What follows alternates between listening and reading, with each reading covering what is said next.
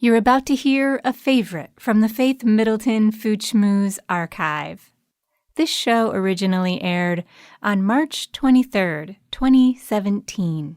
I got that sunshine in my pocket, got that good soul in my feet. I feel that hot blood in my body when it drops.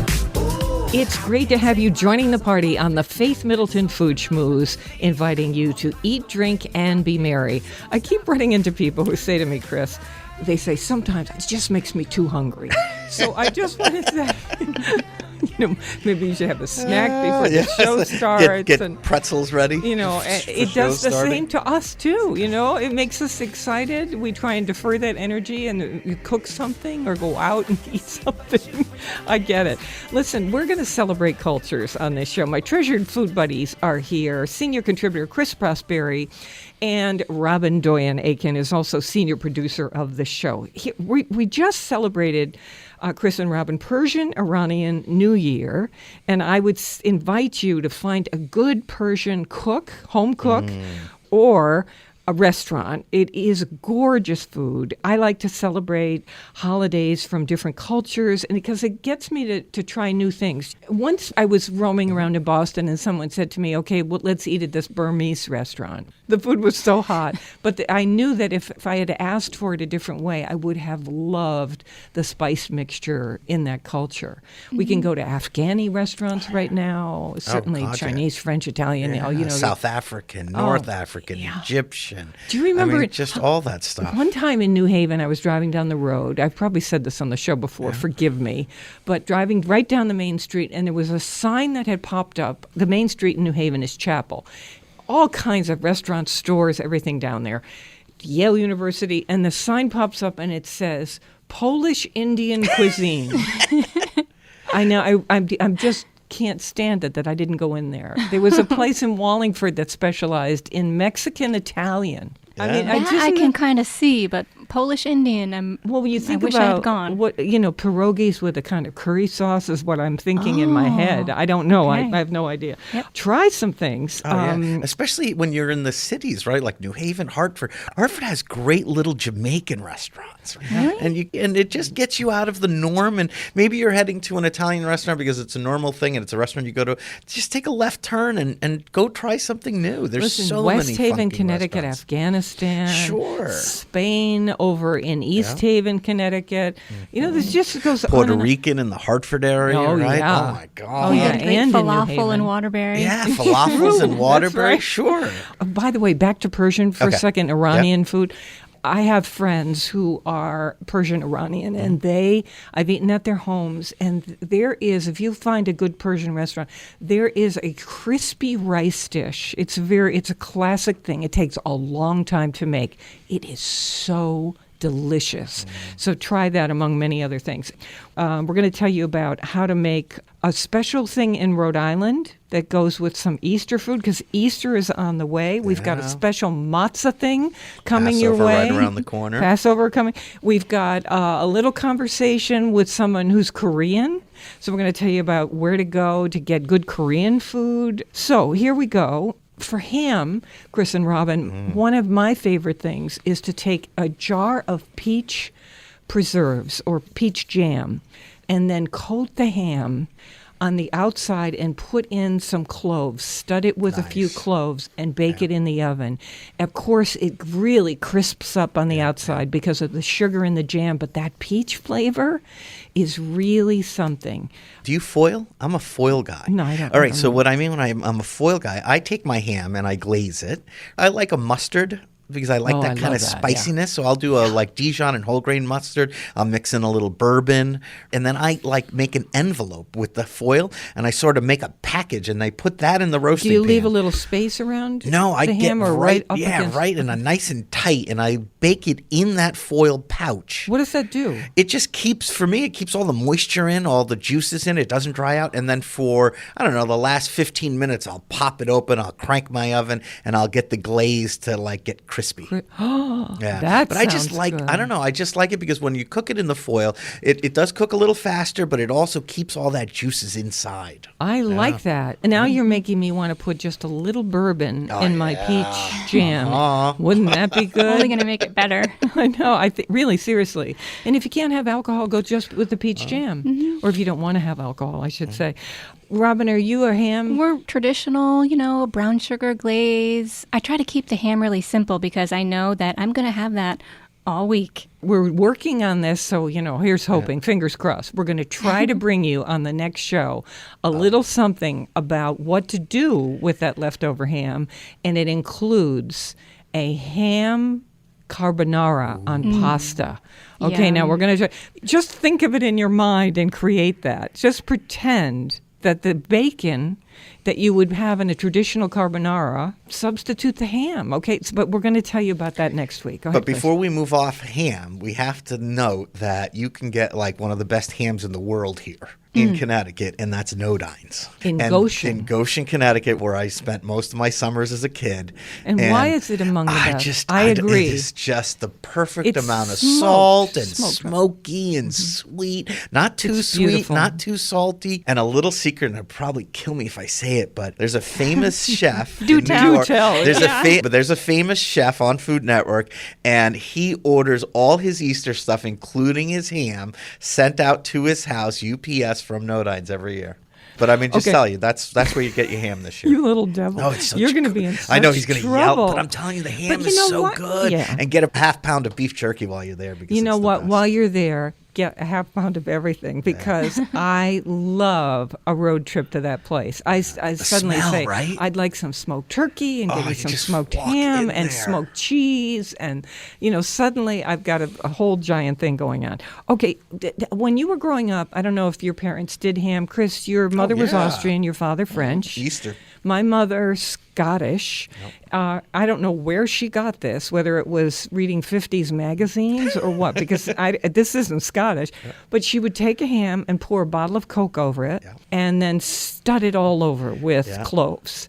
And into the oven it would go. It would get this caramelized thing from the Coke. And it was delicious. It's a classic American. And down south in the Dallas and Texas area, Coca-Cola. It was Dr. Pepper. Dr. Pepper. Same recipe you're talking So, about. it's but all the Dr. sugar. Pepper, it's the just sugar the sugar is and the the vehicle. caramel because you could it's probably all, put ginger ale on it. and it's got that caramel already in there, right? So that makes it just so much better. Robin, you grew up with ham? It's the same one that I make with just the brown sugar. See how we revert to tradition. And sometimes pineapple. That Yeah, I might was be gonna a say, 50s right, magazine. you're thing. supposed to, right? With cherries, right? You have to stick them. How many magazine pictures has that been in, right? The studded with the I remember pineapple. Gourmet. I think Gourmet even did that. Every magazine on earth had that at one And time. if you come upon those old copies, the color is all kind of crazy. It looks like something Technicolor. kind of Technicolor. Well, in my world, if you're having ham, and we shouldn't overlook lamb because No, it's spring popular. lamb, it's a huge thing. But to come back to ham, if you're having ham, you need two other things. You need fresh asparagus, which is coming to us very shortly. And do you remember, can we put this up? Brown butter, easy blender, Oh, God, yeah. hollandaise to put on that I asparagus. forgot about that. That bring would it be back. perfect for the holidays. And even if you don't do the brown butter version, which takes a minute to just brown the butter, but if you don't want to do that and it freaks you out, just use our recipe for the blender hollandaise. And I think, Chris, this was so your simple. recipe. Yeah, so simple. You cannot fail with this thing. It is so delicious. Blender does all the work for you. So that's at foodschmooze.org. And if you ask me, because I said two things besides the asparagus. what's the other one? The other thing, and I think it is the best thing on the table, better than the ham, better than anything else, biscuits. You're a you biscuit want to girl. have biscuits Yeah. with your ham. Soak right? up all that juice. Oh, it's just so good. Butter on them. Flaky. Oh, there's so many recipes for biscuits, so we're not going to presume to tell you what to do. But there are some super easy biscuit recipes out there and super complicated ones. But I'd say if you're not used to making biscuits, do the easy way. You could go to the supermarket I'm going to and say get that Poppin' Fresh. we had I can't remember, whatever the last holidays, one of my servers brought in one of the tubes Crescent rolls? Or no, what? it was the biscuits. You know, I haven't seen them in years. I totally forgot what they were. And you sort of, so you twist it a little and it sort of pops open. Yep. And then they sort of break apart and you just put them on a cookie sheet and you throw them in the oven. But can I just add a quick thing here? Really, one thing you want to do is just brush the tops with a little melted butter. We did. You did? We did, and a little sea salt on top because. Oh. Now these were not. We weren't selling these. We were just. He brought in a tube and he's like, "Could you bake these for us? It's a long shift. It's a holiday." I'm like, "Sure, I guess." And I tell you what, they were gone in a second, and everyone. Did they taste chemical like? You know what? I don't know if it was real just. Butter. I don't know what it was. I can't explain what it was, but they were simple. Good. They were easy. Taste of childhood. They were in a blink. They were gone, and the whole staff loved them. So who's to say, right? And can I invite you to look up a recipe for cream biscuits? Cream biscuits. These are the easiest biscuits in the world. If you are a non-biscuit maker, the easiest in the world. And I think, if I'm not mistaken, it's 3 ingredients. Nice. You don't have to do anything. You don't have to. I'm all about just that. Fabulous. Especially on the holidays. Enough work already. Okay. Yeah, plus you need to make a little ham sandwich after with a good mustard and your leftover biscuits. Oh, yeah. Yes. Yep. Ham and mustard. Yeah, that's it right there, That's right? right. It's a beautiful thing. Mm-hmm. Okay, so let's say you're gluten-free or you're just a nut about cornbread, as I am. Ooh. I would like to talk about a thing, and it's cultural because this is a Rhode Island thing, Johnny cakes. Yeah. So Johnny cakes are really corn cakes, except that in most traditional corn cake recipes, you would have white flour. This ends up, not by intention, but it ends up being gluten-free. All you need is a cast iron skillet and a bowl. And in that bowl, the trick to Johnny cakes in Rhode Island is they insist on white cornmeal. There are some heritage places there that grind white cornmeal. White corn, yeah. Okay, so let's say you've got white cornmeal. You put it in the thing, in a bowl, with just a teaspoon of sugar. So you've got a cup of this white cornmeal, a teaspoon of sugar, a little pinch of salt, and then slowly you add a cup of boiling water. I made these last night. And you stir as you're slowly adding the boiling water. You know what you've got? Like a pancake batter, like a kind of thicker consistency pancake batter. Then you take a cast iron skillet to make Johnny cakes. You put a little slick of bacon grease. So if you're making bacon, do not throw that away. That's right. Throw it in a container and toss it in the freezer. Or let it cool and scrape it up with a spoon while that is solid and put it in a plastic thing and throw it in the freezer. You just stick a spoonful in the bottom, just a slick in the bottom of that cast iron skillet. And a spoonful, you get the skillet hot, a spoonful, like you're making pancakes, and you wait for it to get golden crispy. So all that's in there is cornmeal and salt and oil. And that's it. And that is it. Golden crispy on one side. You got to watch it carefully because they turn fast. Flip them over, golden crispy on the other side, and then you just hold it in your hand and you eat it. You could eat it with a knife and fork with maple syrup. But if you are a cornbread nut the way I am, they are that would be so incredible. Good with Easter. Right, with the ham and the asparagus and the hollandaise, I'm in. And if you're a gluten-free person, we know there are just millions of people now who are developing these allergies to the gluten in wheat. Well, this is your way to go. And if you're driving through Rhode Island on the way to the Cape, you got to look it up. You got to get Johnny cakes. Yeah. I like it. Or make them at home yourself. It's as easy as that. I've never, you know what? It. I'm being honest, I've never made them. I've read about them, I've heard them, I've eaten them, but I've never made them. A cup of boiling water, a sprinkle of salt to your taste. I like a lot of salt. That's just the way I am. Yeah. A teaspoon of sugar. You just pour that cup of boiling water in slowly and stir. And a fine ground cornmeal? The white cornmeal has a special grind to it. Gotcha. That's why they do it there. Johnny cake. But you know what? Use cornmeal. I don't even worry about it. Okay, so it's going to be good no matter what. This is good. I mean, please, I hope this makes your Easter.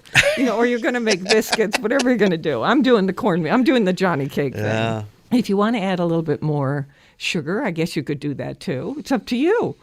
All right, so we've got a lot of things. We're talking about celebrating the sort of holiday and cultural traditions that are all around us right now. join with friends who are from other places and try their food. If you're lucky enough to get an invitation for a home-cooked meal, you are so lucky. And that's how you try the new things, is because it's a holiday food and holidays are up for anything. It's the gateway into that culture. I like that you're saying that, Robin. And if you want to spend a few days in Queens, the Queens section of New York, you can eat, this is where Chris was born. Yeah. You can eat around the world, and not only around the world, but some of the best of around the world, the best street food Chinese, on the Greek. planet. Right here in our region, amazing food from around the world. Amazing. Yeah, we were saying Jamaican and Hartford, Puerto Rico, just Okay. look for where the people from those places are eating, and you'll know you've got the good ones. You know what we've got coming up? We're going to tell you how to make matzo nachos. We've got a wine for Easter that is fantastic, a Sauvignon Blanc, really, really good. We've got all kinds of stuff coming your way. More mouth-watering conversation and fun ahead on the Faith Middleton Food Schmooze. I hope you will make a charitable contribution to feed the hungry. We're online now at foodschmooze.org, and we'll be right back.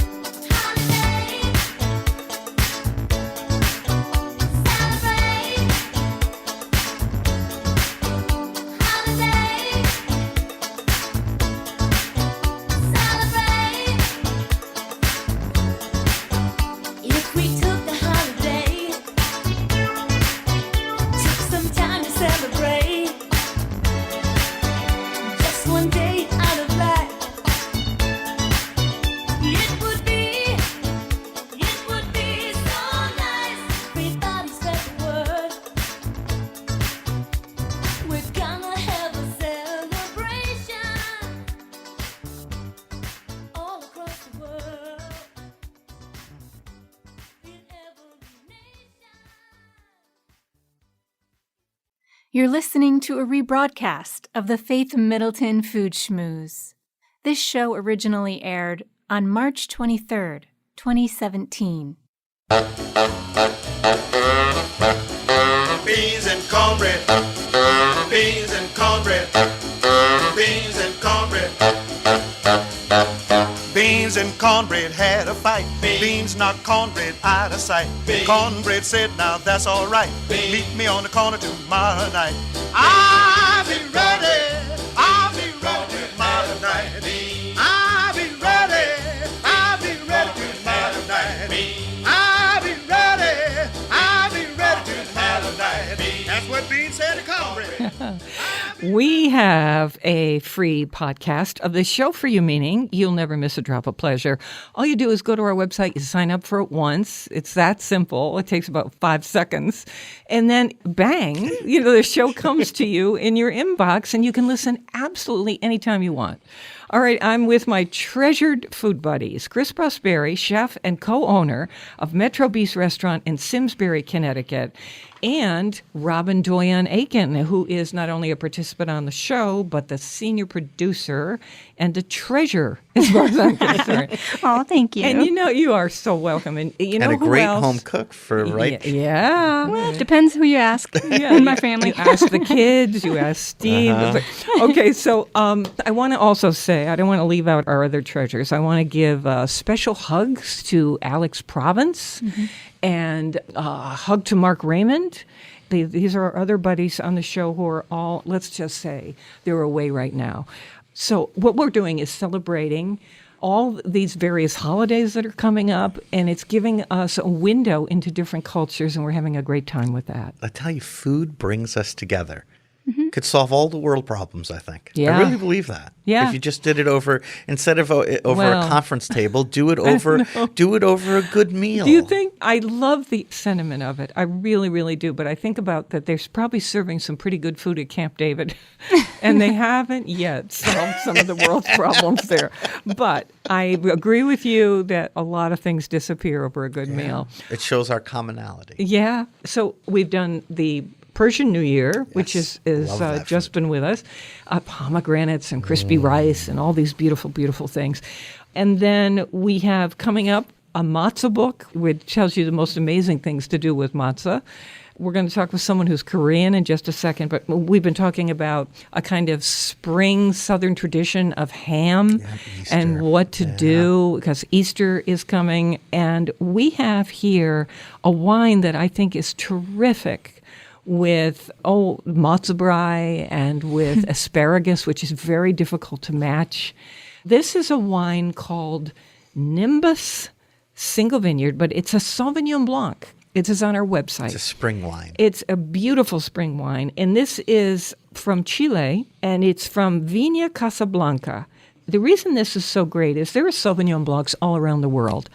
Some of my favorites are in New Zealand, Australia, and I like this in particular because in this valley, this vineyard is a single grape vineyard. So it's their own grapes. A lot of vineyards, like in the United States, buy grapes all over the place. They combine them. It's still an art to make a recipe. This vineyard does its own grapes only. It's harvested by hand. So this Nimbus Single Vineyard 2015 Sauvignon Blanc is delicious, and you will find it on the cheap side for $11 all the way up to about $15. So $11 to $15 depending on what your wine store wants to do. And it has that citrusy thing like the New Zealand's one do, right? But it's very unusual for Sauvignon Blanc because there's a little melon. Mm-hmm.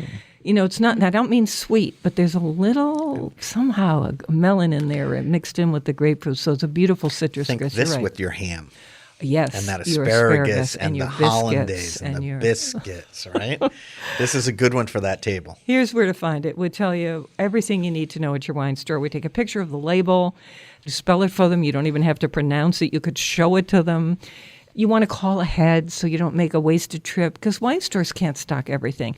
It's all posted at foodschmooze.org. You know how to spell schmooze. S-C-H like school. M-O-O like the cow. Z-E. Foodschmooze.org. A great resource. My Jewish friends are laughing at me right now. It's like, okay, so Chris, do you plant peas? You know, they always say St. Patrick's Day, so we're a little behind. But I think you could still probably squeak them in the ground. Me? I am an end user. You know I've tried. I have a black thumb. You do? The only thing I've ever had success with is I've done hydroponics down by the furnace, and that worked out well. His hydroponic system I brought in the food, remember? Basement was so stunning that it convinced me that anyone could do this. Yeah. Look it up online, but go ahead. Yeah, it's called Vertigrow, and it's a growing system. It's actually 3 pots, square pots that's at kitty corner to themselves, and in the middle is a pipe that goes up through. On the bottom, there's a big 5-gallon bin that it sits on filled with the water, and then a little pump, and then it's on a timer, and it pumps the... But the whole thing comes to you. It all comes to you with the growing medium and everything. And I was going to even take it even a step further, and a lot of people are doing this now. In the bin, you can do fish.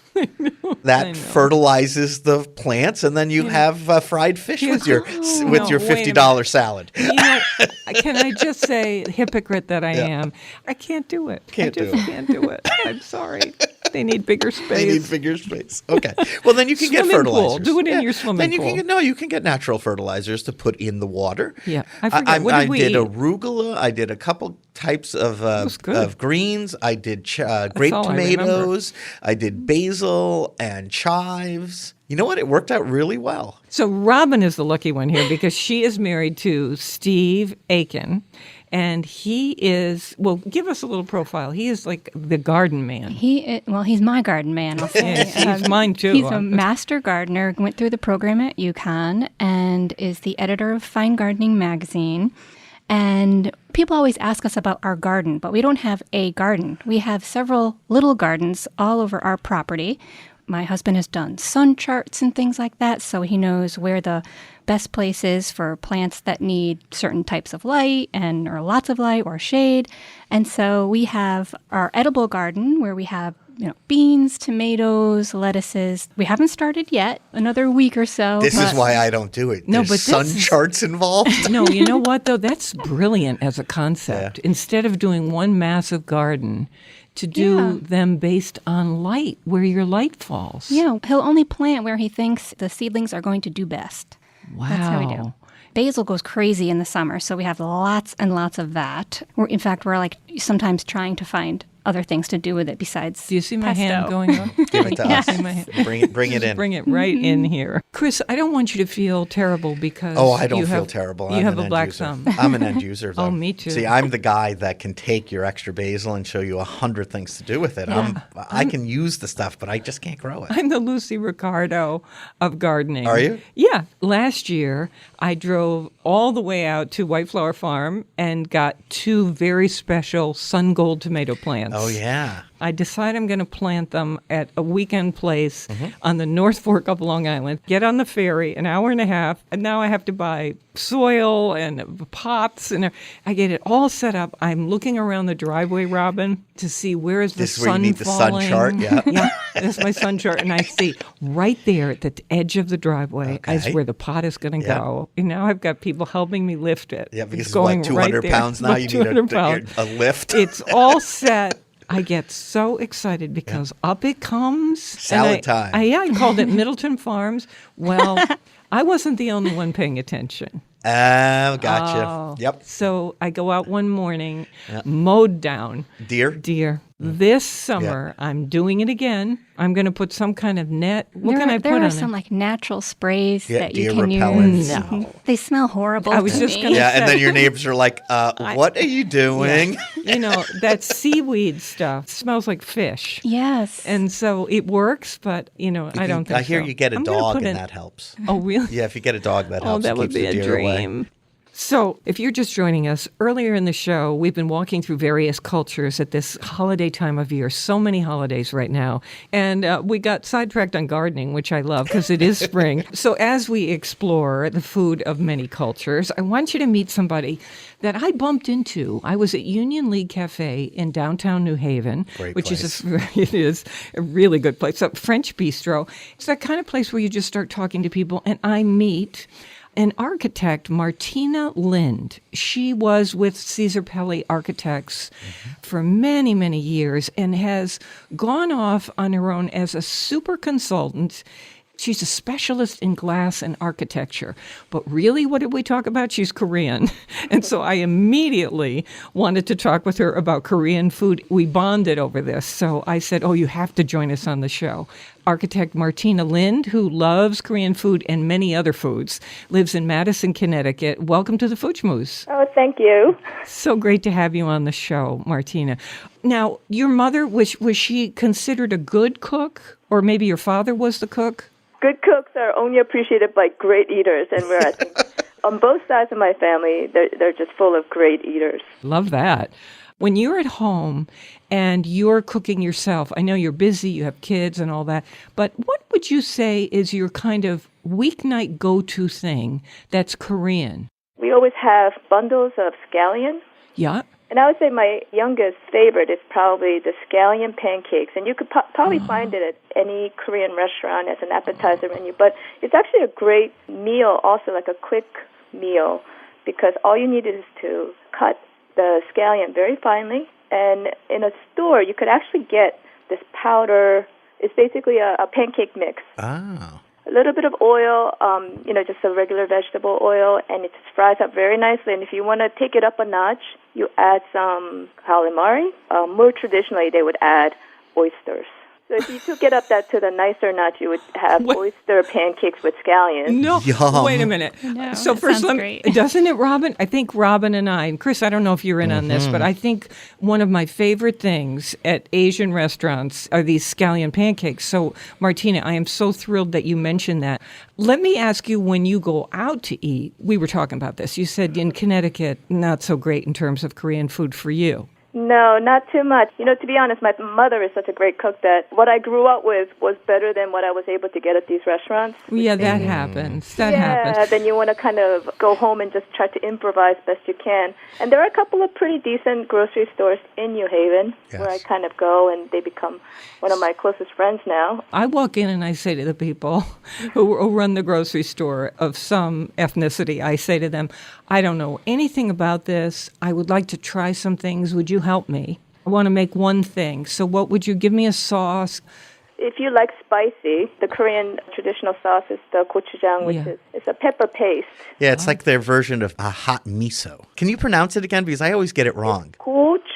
gochujang. Tang Yes. just means sauce, Gochujang. and Now- gochu means pepper. Now, if I want to try food, if I'm not going to cook, but I want to try really good Korean food, and I'm willing to go into New York, because I know that's where you go, give me the name of a place that you go to. I'm a child of the 80s in New York City, so my parents always took us to Gangso, right on Broadway. How do you spell that? Kang and then SUH. I like ordering this tofu stew, and it's basically seafood broth, and you'll see some shrimps in there or prawns and clams, and then they would have very soft tofu, just kind of floating. It's almost like a soft egg type of consistency. Like a and little then there's pillow. all these vegetables, and it's cooked in a very thick pottery. So by the time it gets to your table, it's still bubbling. And you could add rice to it. And sometimes they will crack an egg and let it just cook slowly. Oh. And it's just the most amazing, slightly spicy. I guess you could ask them to hold the spice, but What's so fascinating to me is how many cultures, we see this in Middle Eastern culture, in Italian culture now, Korean culture, French culture, where you crack an egg into something that's hot. And it Poaches in there. in Middle Eastern, that would be shakshuka. There's just in so many cultures. All right, now I've got to ask you, because this really intrigues me. This is architect Martina Lind, who lives in Madison, Connecticut, and is a consultant to Roshman Steel and Glass. Now, they're based in Bavaria, but of course they have people here.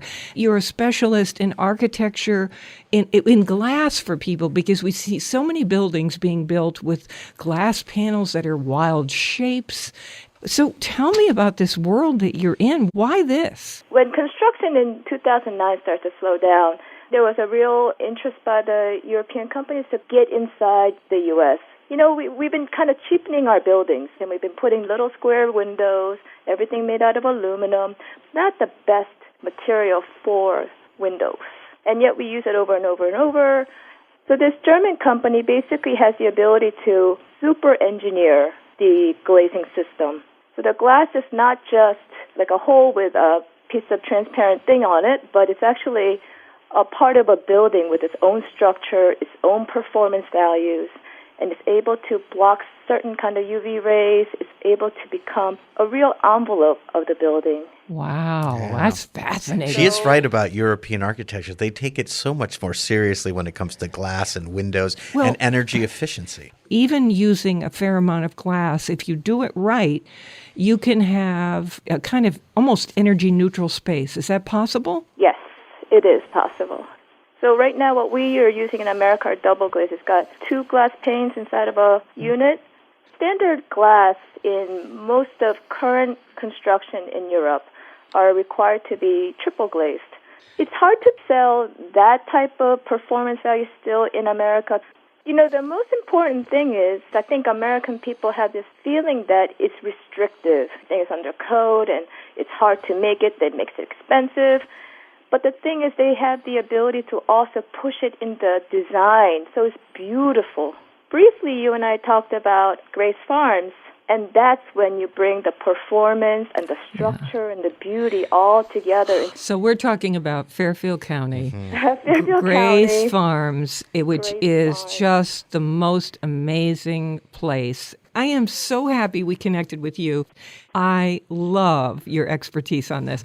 And food brings us all together. And right, yeah. if you want to reach our guest, Martina Lind, Lind, she's a specialist in glass. Just look up Martina Lind. Thank you so much for being a guest on the show. much. You're just a dreamy person. Thank you. Let's see, what haven't we done in terms of culture? Let's do matzah. All right. We love the local. Please support your local food growers and food makers for on-demand podcast delivery of the Food Schmooze Party every week. And to find our food, wine, and cocktail recommendations, restaurants, hot topics, everything, videos, go to foodschmooze.org. We'll be right back. It's cool as to be in a peaceful world.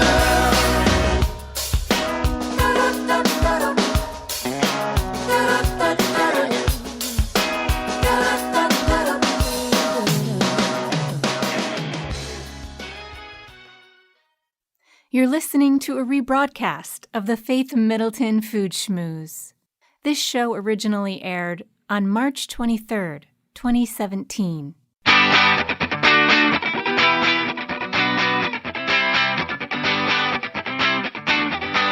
Center plate, different from the other plates. You got a lot more going on design-wise. This is the Food Schmooze Party, offering the richness of life and coming to you in Connecticut, Rhode Island, Massachusetts, and New York, including Westchester County, the East End of Long Island. That means, of course, the Hamptons. The senior producer of the show is Robin Doyon-Aiken, and our curated recommendations are always online at foodschmooze.org. Of course, you can talk with us on Facebook, as everybody does. Search Faith Middleton Food Schmooze. Okay, here's what we've got. I've been waiting for this. I want to say the words, Chris. Go ahead. Matzo Nachos. I love it. Can you believe it? Our guest is David Kirschner. He is a Michelin-trained chef, spent many years running restaurants. He has his own private dining company right now, and he is the recipe creator behind this book called Matzo. 35 recipes for Passover and all year long. The author is Michelle Streit-Heilbrunn. People who are into matzah will know that name. Okay, David, welcome to the Food Schmooze Party. Thank you, Faith. Thanks for having me on. It's our pleasure. So right away, I want to get to Matzo Nachos. And this is with pickled jalapenos. What a great idea this is. We really wanted to figure out ways of incorporating matzah into foods that we love on an everyday basis. So when Mikey and myself first sat down and did our recipe grid for the book, we basically just started listing all of these amazing, fun, everyday bites that we love, and then we're kind of working backwards to reverse engineer matzah into them. What I'm wondering about, if I were creating this, the worry would be, are matzahs going to get mushy once the liquid of anything goes on them? And so how do you prevent that from happening? The big trick we found was deep frying the matzah before you started. See? Just like you would a tortilla. This is called the setup Exactly. in broadcasting. Yeah. I was just dying to get you to talk about that. So what we've got is deep fried matzah, and I know you have fallen hard for that. And so what happens is they get crunchy and crispy, and now, of course, nachos. That makes sense. So your ingredients for these, plum tomatoes, white onion, jalapeno fresh lime juice, some cilantro if you like it, extra virgin olive oil, a neutral oil for frying. What do you like? I love canola oil. Okay. Neutral flavor. If you want to shell out for a little grapeseed oil, really amazing smoking point. I'm a huge fan of that. Okay, so we've got grated cheddar or Mexican cheese or a blend, some pickled jalapenos, 2 avocado, sour cream, or you could use Greek yogurt. And I want you to tell me how this comes together. Tell me about the frying first. We bring up a pot of oil to about 350 degrees, and you really approach it just like you would fry most chips or most vegetable chips. Can I jump in and ask you a question? Because I'm a little bit scared of frying, as Chris knows.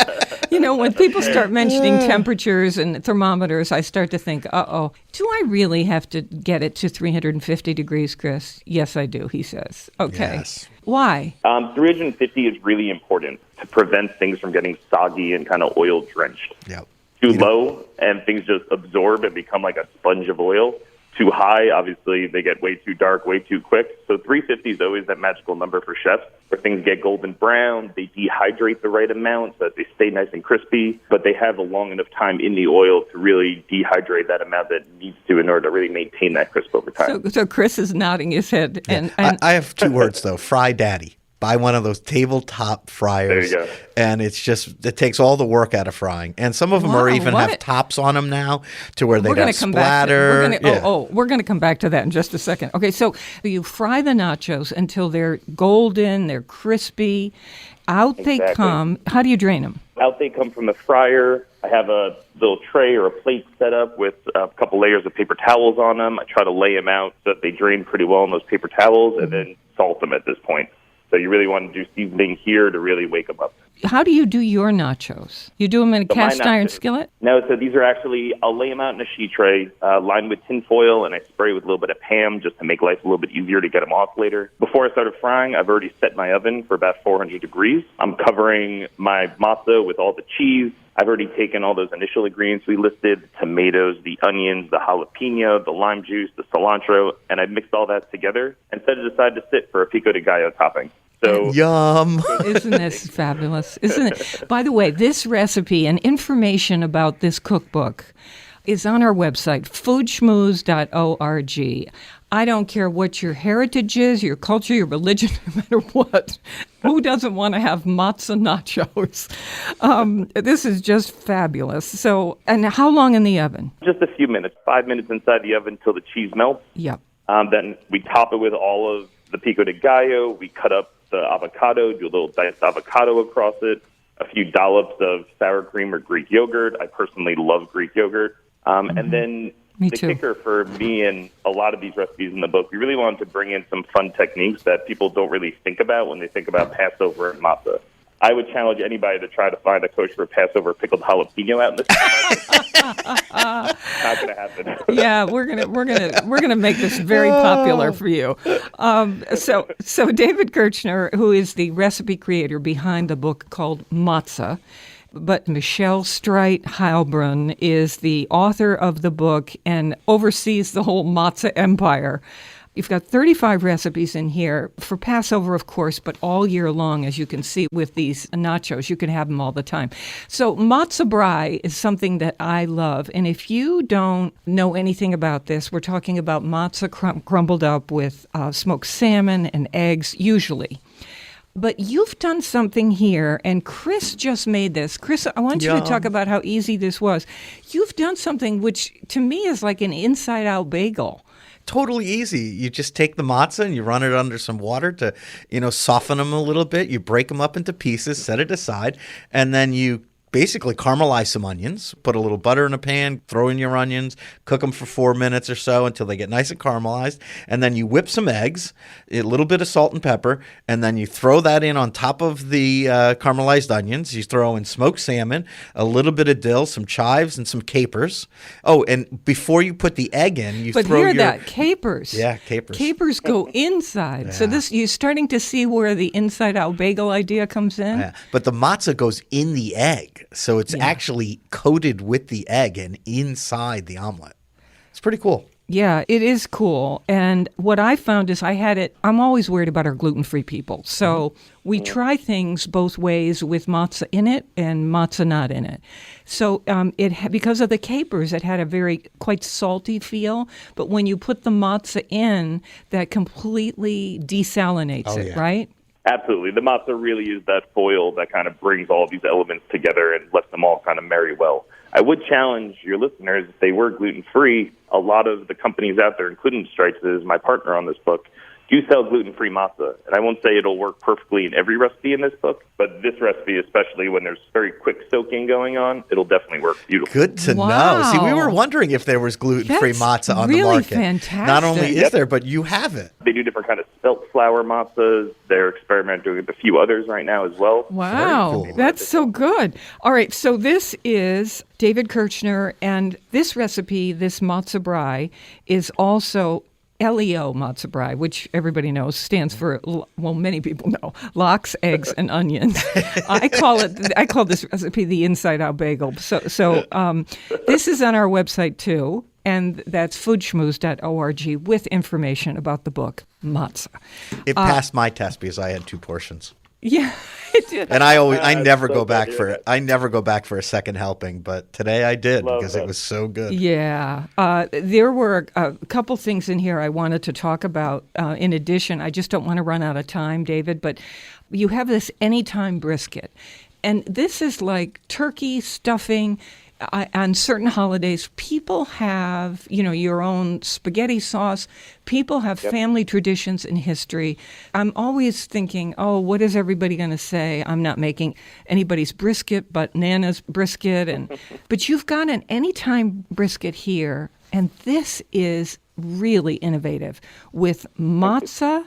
This is that Austrian Spätzle. So brisket, a little bit of oil, again, garlic, bay leaves, thyme, tomato paste, red wine, chicken stock, whole carrots, extra virgin olive oil.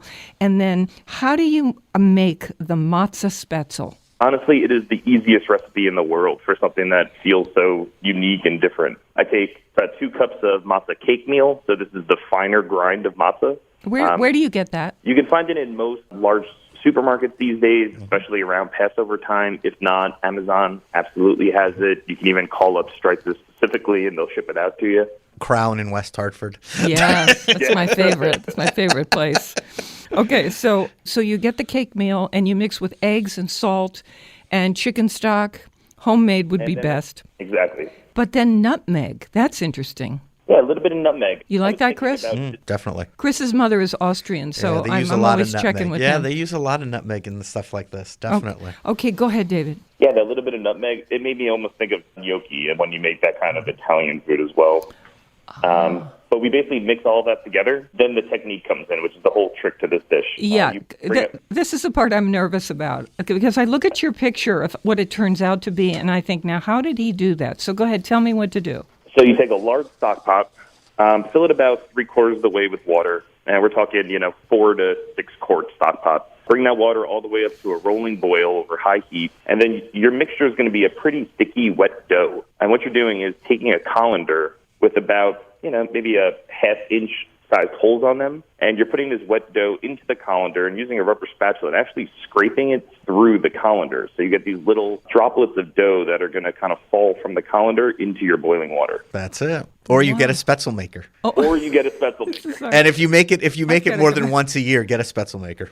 Really? Seriously? Because it just takes all the work out of it. Yeah, you so fill the little cartridge of it. A colander with holes about, what did you say, ½ inch, did you say? Between 1/4 to a ½ inch. Okay. And then you just rubbing with the back of a spoon or a spatula, and of course it's pushing the dough through, and there you go. Okay. My mom makes it on the edge of a cutting board, which is the old school method. So they make the dough a little heavier, so not so wet, and then with the back of a knife, she just flicks the little pieces into the boiling water. It's pretty wild to watch. That is amazing. Well, it's a great technique when it's done right. This is a beautiful, I think that's it. And this recipe also is on our website, foodschmooze.org, with information about this book, Matzo, 35 Recipes for Passover and All Year Long. Michelle Straight Heilbrunn is creator of the Matzo Empire, and David Kirschner, our guest, is the recipe creator who collaborates with her, and it's so fun to talk with you about this stuff. Let's move right straight to dessert. And Chris, I'm not forgetting that I want to hear about this deep fryer that you were talking about that you can buy. Takes all the work out of frying. Okay, desserts in your book, David. You did matzo chocolate chip cookies. And what makes them as good as regular flour-based chocolate chip cookies or better? Oh, they're amazing. With matzah? So it's really this balance between the ingredients. So we're talking matzo cake meal, matzo meal, a little bit of baking soda that's inside of there as well, and then just that right amount of butter and sugar creamed together. Okay. So the texture, is there a graininess to the, because that's what I would imagine. Because that's two different grinds, right? The matzah grinds. Cake and matzah meal and are two different grinds. I would grinds. like that. So absolutely. Is that it? I mean, you would think that there would be, but they just really blend together. And as they cook out, it's a drop cookie technique. It spreads out really beautifully on, your silk pad or you're baking it on your silicone pad and gets super crispy. The potato starch in there really acts to help it get that crunch. You forget that's what's in matzah. Super crispy. Yeah. Now, that's my idea of a chocolate chip cookie. I know people like them soft. I just happen to be in the other camp. Yeah. And so this... Well, these are... Wow. You're going to love these because it's that perfect balance. You get to the edge of the cookie, it's that crispy, snappy part, and the middle is just gooey and just gorgeous. I will tell sold. you. Oh, I'm kind of sold myself. David, thank you so much for being a guest on the show. David Kirschner is the recipe collaborator and creator behind this book, Matzo, 35 Recipes for Passover and All Year Long. Michelle Straight Heilbrunn of the Matzo Empire is the author of the book officially, and it's been a pleasure having you. And Chris, quickly, your fryer that you can buy is called a what? The Fry Daddy. Everybody knows what a Fry Daddy is. Now I'm mortified. Now you know. Come on. No, you know. I'm always learning on this show. So, okay. So a Fry Daddy, and it makes everything easy? It's a tabletop plug-in fryer. Has a lid on it so you can store it. I don't have to worry about temperature. Again, if you fry more than once a year, you need to have one of these. They're like $25, $30. Okay, I'm going for it. David, thank you. I'm going for you too. Thanks. No problem. Thank you for having me. You're again. welcome. Bye-bye. Check out the book and our website, foodschmooze.org. Thank you, Chris. You know our slogan, never eat more than you can lift. In New Haven, I'm Faith Middleton.